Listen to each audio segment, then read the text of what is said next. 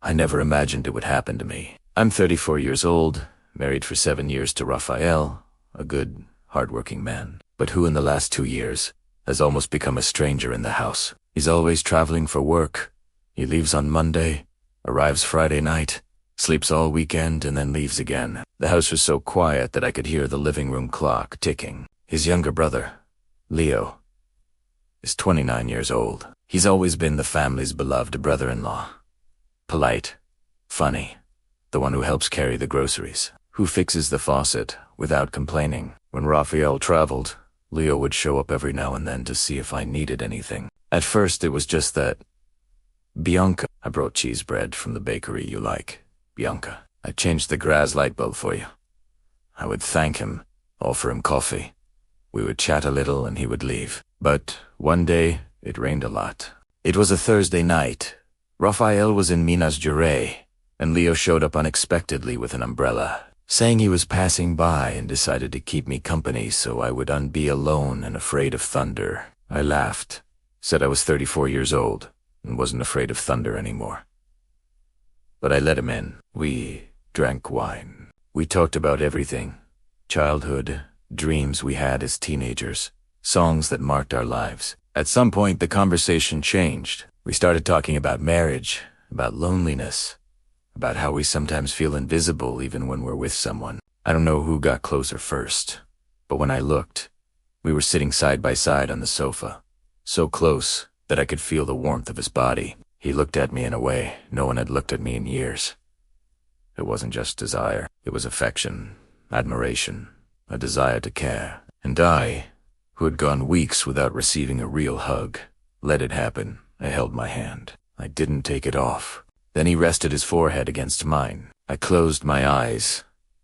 And weak, he said. It was a slow kiss, full of longing on both sides, as if we had been waiting for that moment our whole lives. That night, it didn't go beyond that. We kissed a lot, hugged on the sofa until the wine ran out, and when the clock struck 3 a.m., he said he needed to leave before someone woke up and found his car parked outside strange. I walked him to the door, gave him one last kiss, and watched him drive away in the rain. After that Thursday, everything changed. When Rafael traveled, Leo came. Sometimes we just stayed cuddled on the sofa watching movies.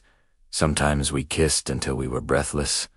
Sometimes we slept spooning in the guest room. It never went beyond intense affection, but for me it was enough. I felt desired, alive again. We were so careful. He would park 2 blocks away. He would enter through the back. He would only text on Telegram with self-destruct settings.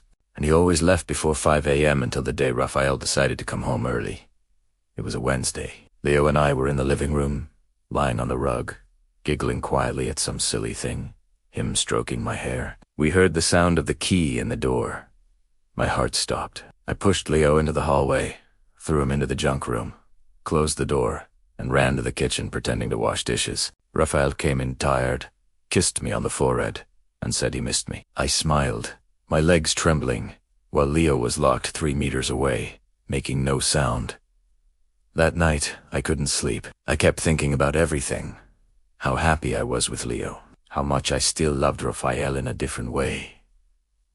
The fear of hurting everyone. The next day I texted Leo saying that we needed to stop, that I couldn't take the guilt anymore. He replied with just one thing. I understand, but know that the best moments of my life were by your side. Nothing ever happened again. Leo still comes to Sunday, family lunches, smiles, plays with the children, greets me with 2 kisses on the cheek as he always did. But when our eyes meet for even a second longer, we know everything we lived through in that silent house. And I keep that sweet and forbidden secret in my heart. The secret that, for a few months, made me feel alive again. Sometimes, the strongest love is the one we choose not to live, so as not to hurt the one we love.